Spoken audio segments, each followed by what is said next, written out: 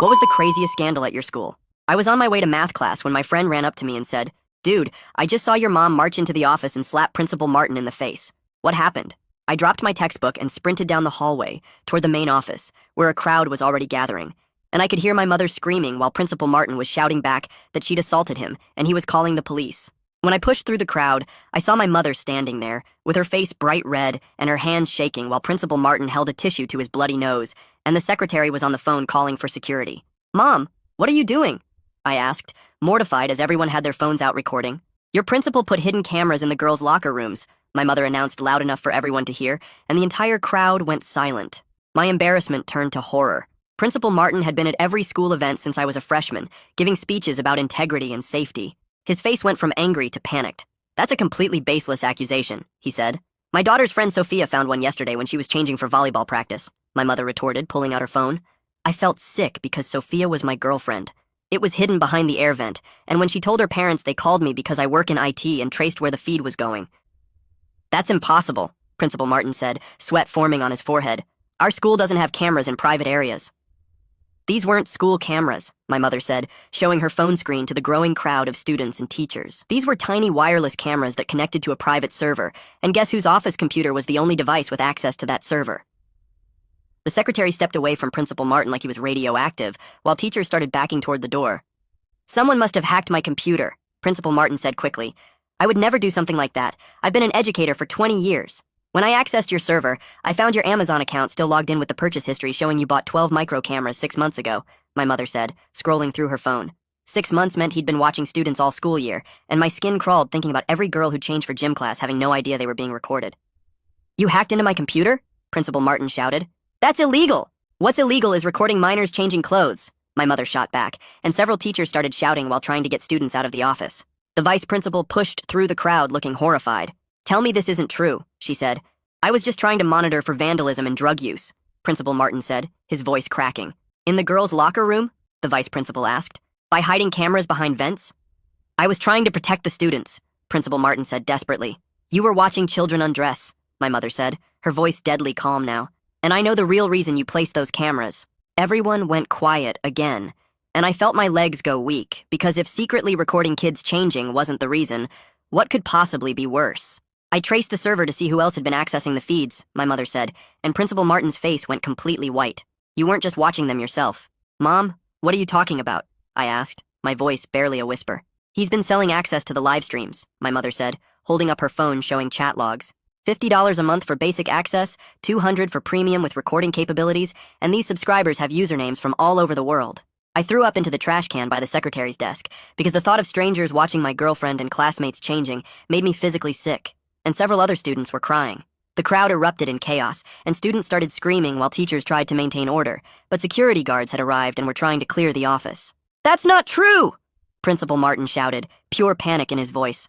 "Someone else must have done this using my computer. Your PayPal account linked to the server has received over $30,000 in the last 6 months, my mother said, all from anonymous payments that match the subscription dates. $30,000 from selling videos of kids at my school, and I wanted to punch him myself, but I was shaking too hard. "You've been selling videos of our children?" the vice principal asked, looking like she was going to be sick. "How many perverts have been watching us?" A girl from my PE class screamed. "The police are already downloading everything from the server," my mother said. "There's one more thing," my mother added. She turned around to look at our gym teacher who was standing in the doorway, his face lighting up like a Christmas tree. "I've been waiting for this," he said, as he started approaching Principal Martin, before doing something none of us expected. He grabbed Principal Martin by the collar with both hands and slammed him hard against the wall next to the trophy case.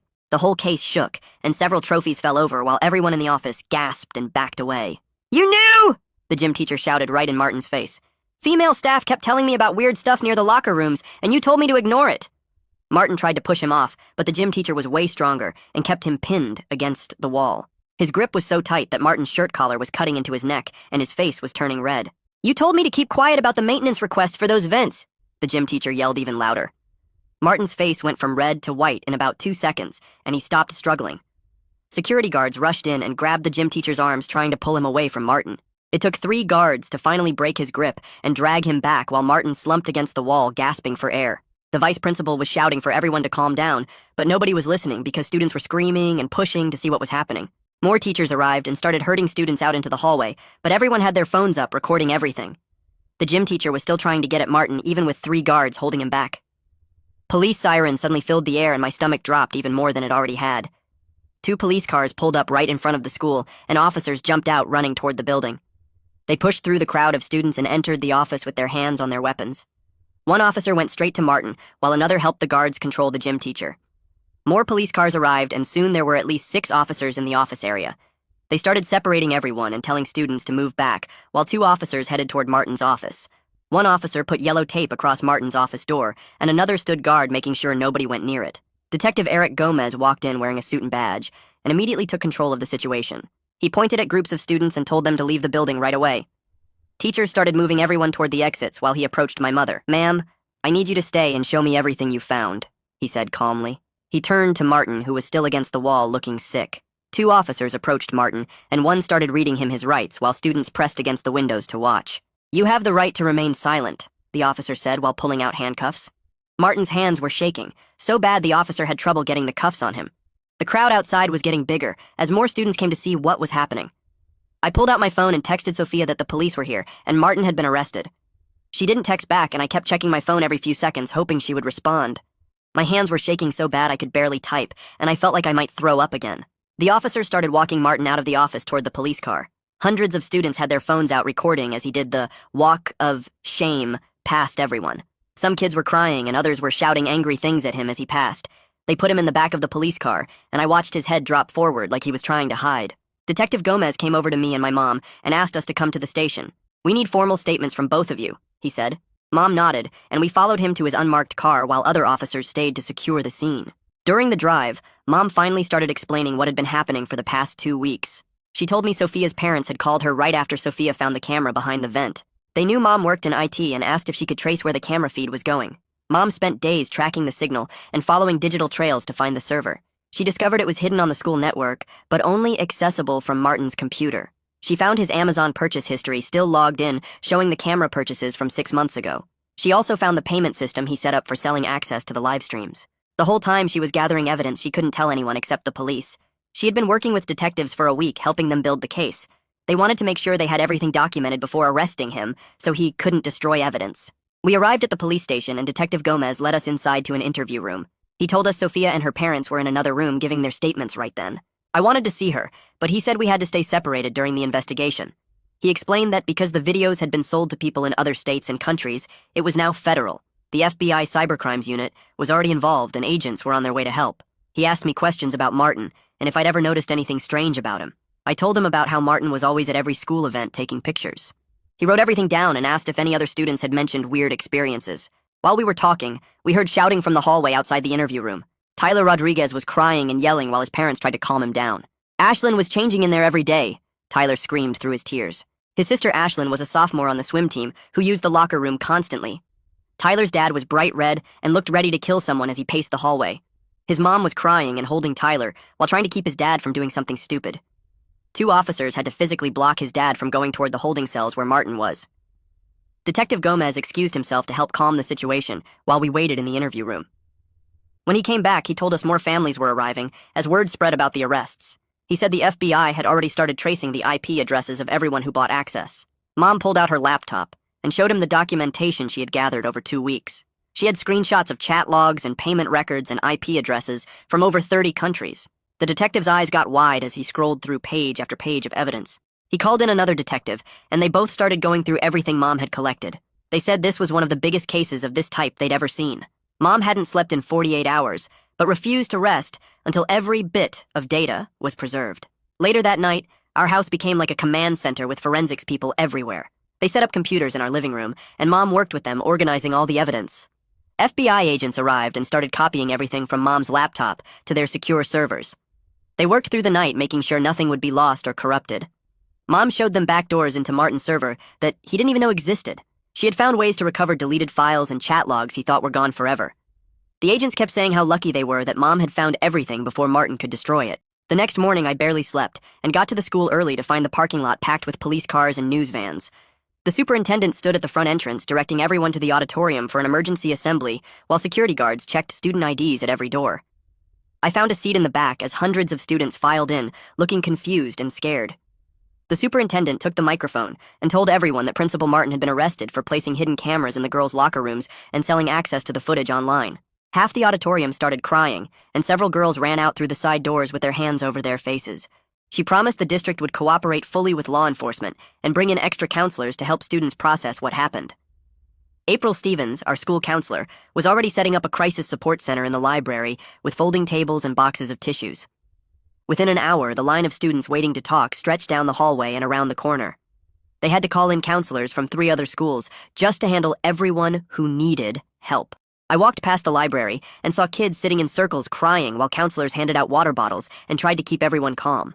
Outside the main entrance, Chuck Hodges from Channel My foster parents kicked me out on my 18th birthday without reason. They came crawling back years later with a disturbing explanation as to why they did it. On the morning of my 18th birthday, I was aggressively awoken by my foster dad, and before my eyes were even fully open, he started yelling at me to get the F out of the house. He literally kicked me out of bed, and as I left the room, I was met with my foster mother staring daggers at me. She repeated what he said, and since I had nowhere to go, I pleaded with them to let me stay. In a moment of anger, I asked if they were kicking me out because I was black and they were white. My foster dad replied, "That's not it. But if that's what you really think, then maybe our friends were right about you. You know, we never loved you and never saw you as our own. We don't want anything to do with you, so get out." I left the house then and there, and I ended up at a park bench, just sitting there trying to figure out what to do next. I had a few bucks in my pocket and a backpack with some clothes, but no real plan. The sun was starting to rise when I finally decided to call my best friend, Tyler. Tyler answered on the second ring. He asked why I called him because it was 7 in the morning. His voice was groggy. I told him flat out that they had kicked me out. Tyler was still out of it. He asked who, and I told him my foster parents. I told him exactly what they said. There was a long pause on the other end. Then Tyler said, "Meet me at the diner in 20. We'll figure this out." His voice was more alert now. I dragged myself to the diner. Tyler was already there, waiting in our usual booth. As soon as he saw me, he stood up and gave me a hug. "Man, I'm so sorry. That's messed up," he told me as he embraced me. We ordered some breakfast, and as we ate, I told him everything. The sly comments they would make when I was a kid, and how they would act whenever company came over. Tyler listened. One day when I was playing with my cousins, one of the cousins asked me why I looked different from the rest of them. The adults didn't say much but be nice, but they still taunted me. When we were teenagers, the cousins hung out together all the time, but they never invited me with them. When I asked them why they didn't invite me, they would tell me it was because they didn't know that I wanted to come, or make up another excuse. They had a pretty close friend group. I wouldn't have paid much mind to it if we didn't go to the same school, but we did. It hurt seeing them all eat lunch together without me, and my parents never stepped in and said anything to them about all the years they excluded me. Now they were planning to go to the same college together, and I thought my parents would put me through that college as well, but here we are. After I finished, he sighed heavily. Tyler told me that it sounded like the reason I went through all this was because I was black and lived with a white family. He said that since we were in the South, that they probably faced a lot of backlash for taking me in. He said that his family was more laid back about that kind of thing and didn't care what color I was, hence why they allowed us to be friends. But he said his parents' friends would ask why they would allow him to hang out with me, knowing that I could be a bad influence on him. I had never thought about it that way, but it made a twisted sort of sense. I decided to confront my family to seek the truth. I called them, but they didn't answer. I left messages, but they never called back. I decided to come back home and try to speak with them. I saw Dad's car in the driveway and knocked on the door. I saw him peek through the blinds and ignore my knocks. I called the house phone again, and he came to the door and told me that I needed to leave. The neighbors were looking through their windows watching us talk. I asked him why had he not protected me all those years,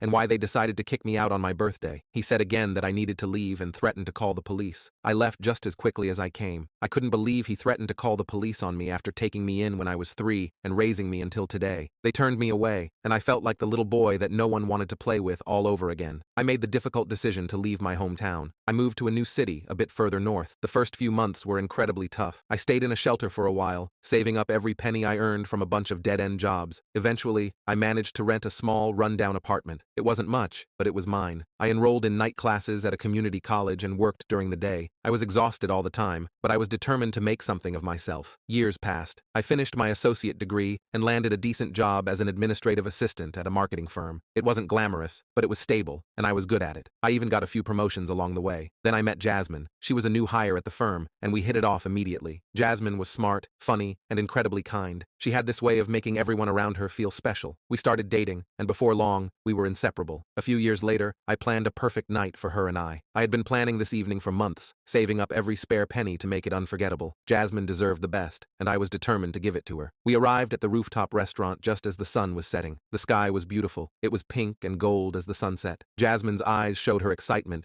as we were shown to our private table, tucked away in a corner with a breathtaking view of the skyline. She said she couldn't believe that I did all of this. She thanked me over and over. I told her that she only deserved the best, and that was what I wanted to give her. As we ate our meal, we reminisced funny and sentimental times in our relationship. I couldn't help but think about how much she had changed my life. Jasmine had been my rock. She made me believe in love and trust again. After dessert, the waiter poured us a final glass of champagne. This was it. I reached into my pocket and pulled out the small velvet box. My heart pounded as I got down on one knee. I told Jasmine that she had been my light in the darkest of times and my partner in every joy and challenge. I told her how special she was and how I couldn't imagine my life without her. I asked her to marry me. Jasmine's eyes filled with tears and she covered her mouth with her hands. For a moment, she was silent and I felt my heart stop. Then, she nodded vigorously. Her smile broke through the tears. I slipped the ring onto her finger and we both stood up and held each other in a tight embrace. The restaurant patrons around us erupted in applause, but in that moment, it felt like we were the only two people in the world. For the first time in my life, I felt truly happy, but the pain of my past never really left me. I tried to forget about my foster family and what they did to me, but it was always there, lurking in the back of my mind. One day, out of the blue, I got a message from my foster parents. They wanted to reconnect again and explain why they had kicked me out. At first, I was furious. How could they expect me to listen after all the pain they caused? But Jasmine encouraged me to hear them out. Reluctantly, I agreed to meet them. The first time seeing them again was tense. My foster father spoke first. He sounded regretful and said he owed me an